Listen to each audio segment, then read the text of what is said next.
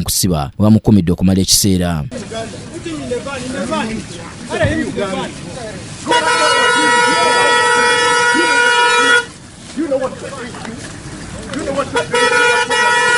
Bannabyabufuzi okusingira ddala wano mu Uganda baze bakwatibwa nga bakubye enkung'aana naddala mu biseera by'ebyobufuzi bwe byakyakira ennyo wamu n'abo ababeera balina okwemulugunya kwabwe ku bigenda mu maaso era poliisi ng'ebakwata egamba nti bano baba tebafunye lukusa. With my freedom to live and to survive and to fend for my home. Because the military, the prison officers, you all deserve better, and this is the time that you are going to get better.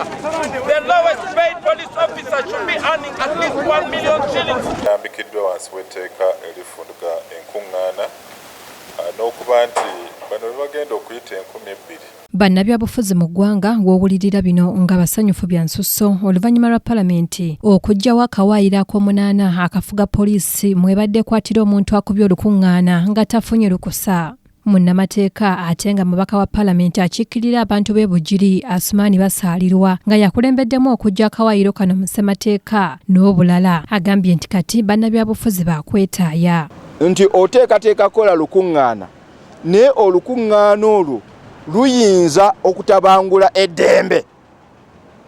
Poliisi erina obuyinza olusazaamu. Kaakati kkooti ya ssemateeka negamba nti nedda obwo obuyinza obu poliisi bweweebwa etteeka eryo bukontana ne ssemateeka.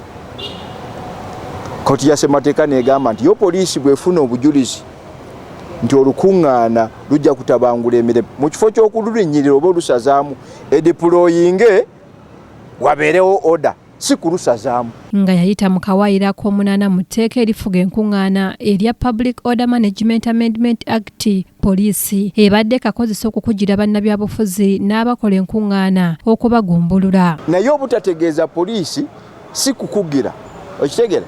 Kakati bwe mba sitegeeza poliisi yo bwekitegeerako ejjeewo obukuumi. Naye ng'ekyokutegeeza poliisi tekiinaamu buzibu. In fact kye tubadde tukola ebbanga lyonna tewali lukuŋŋaana lwe tukubanga tetutegeeza poliisi. Naye poliisi yo ebadde erowooza nti obutakitegeeza guba musango.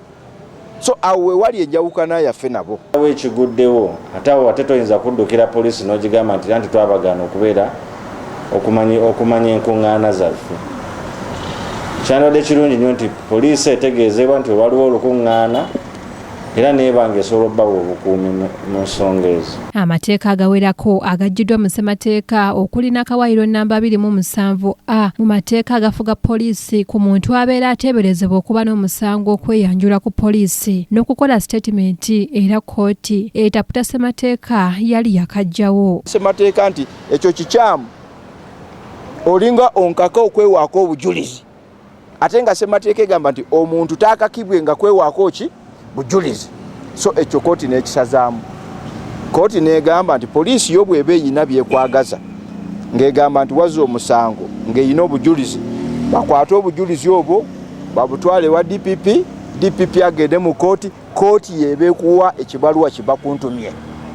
So n'olwekyo Akawayiro 27A akabadde kawa poliisi obuyinza okukuwa ekibaluwa kibakuntumye gwe baagalidde kkooti yakisazizaamu. Okusinziira ku mubaka Asumaani basaalirwa kati poliisi erina okukuŋŋaanya obujulizi bw'erina ku muntu ebutwale wa ssaabawabi wa gavumenti. Wabula munnamateeka Wilbur Kayiwa agambye nti kino kyakuzibuwaliza poliisi emirimu. Yenna kiba kirungi wababeera nga waliwo omusango oguripootingiddwa ku poliisi okugenda ne yeeyanjula eri poliisi. Kiyambako nnyo poliisi okunoonyereza omusango ogwo neraba badaddala omuntu oyo gwe boogerako omuntu mutuufu oba si mutuufu. Basaalirwa era agamba nti kati bannabyabufuzi bakwegirisa ng'ekigotte ntula nga bakoba enkuŋŋaana kubanga si bakukubwa ku nsolobotto. Kuba emabega nga wa poliisi omubuuza olukuŋŋaana olugaanira mu tteeka ki ng'akugirayo Public Order Management Act ng'akakusoma ate nga mwikali. Naye kaakati agenda kugijjayo akasome nga tekakola ki nga tekaliimu. Akawayiro akalala mu mateeka akasimuddwa y'ennyingo eya 5 mu Penal Code Act ebadde ekozesebwa okuvunaana omuntu yenna oba munnamawulire asaasaanya amawulire amafu. Amawulire amafu era nga musango okusaasaanya amawulire amafu. Kkooti etafuta ssemateeka n'ekkooti ensukkulumu ne bigamba nti ekyo nakyo kikontana ne ssemateeka kati Akawayiro ako nako ne bakasazaamu. Bwe twabadde mu Palamenti juzi mu nnongosereza gye tuleese mu mateeka mu teeka law revision nakyo twakkiriza kaveemu.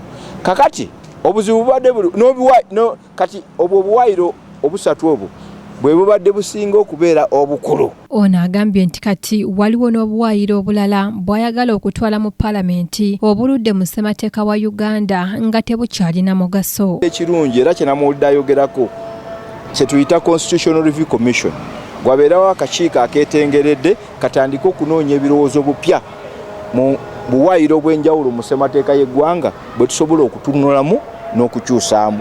Eyo ensonga yennyini nayo tuddeyo mu bantu. Constitutional Review Commission enoonyereze bakubaganye ebirowoozo ku nsonga eyo ng'abantu. Omulangira Junju Moses yakusakidde eggulire lino ku KTV Amalindirire.